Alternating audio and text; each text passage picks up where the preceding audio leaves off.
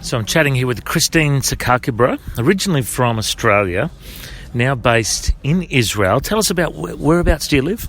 I live in Jerusalem in a northern neighborhood called French Hill, and it sits at the entrance to Judea, the hills of Judea, or the wilderness of Judea. And from the roof of our building, you can see the Mount of Temptation, where Jesus was tempted by Satan in the desert. And you can see where Jeremiah the prophet was born. And it's just an amazing place. And it's a very ordinary kind of community, if you could say ordinary. In my neighborhood, there are no houses. There's just apartment buildings. So I live in a building of 8 stories, 23 apartments, and we're the only Christian family living in our building. But that's not unusual. It's a very diverse building. We have what they call Druze, we have Jews, we have Arabs, we have all kinds of different people, and we all work together to maintain our community. So it's very different, but it's interesting. My kids all went to the local Israeli schools. In fact, they were the first Christian kids to go to the local Jewish schools, the municipal schools, and they never experienced ever any kind of resentment by the Jewish community. They just fitted like a glove. And 4 of my 5 kids went into the army. They all speak Hebrew fluently.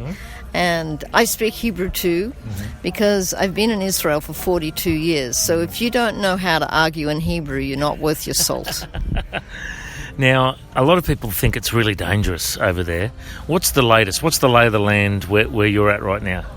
Presently, we believe we're experiencing an era of relative quiet, because most of the confusion and fighting and such things that you see on TV, they're all going in the neighboring countries all around us.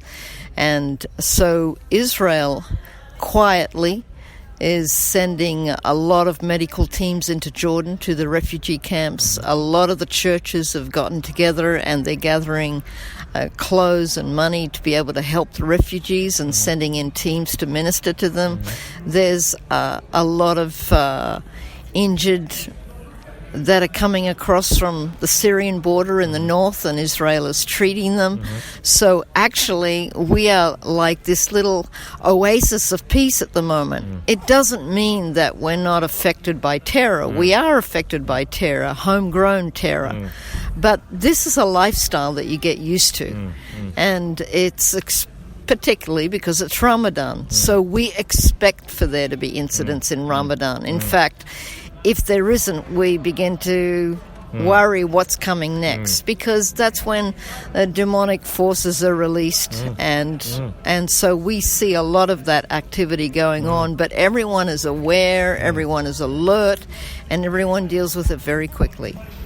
And tell us about what kind of church and ministry you're connected to. I'm connected with a local ministry called the Naki Street Congregation. It's one of the oldest congregations in Jerusalem that's Protestant. And so I work mostly in social outreach, ministering to Holocaust survivors, refugees, the down and out, the forgotten, widows, orphans, and visiting the sick.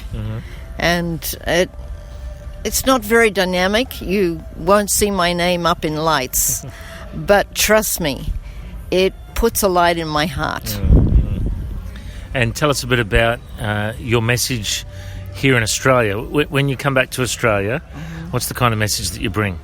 A kind of message I bring is a realistic perspective of Israel, bringing Israel today, because the Israel that's presented is either terribly religious or terribly violent.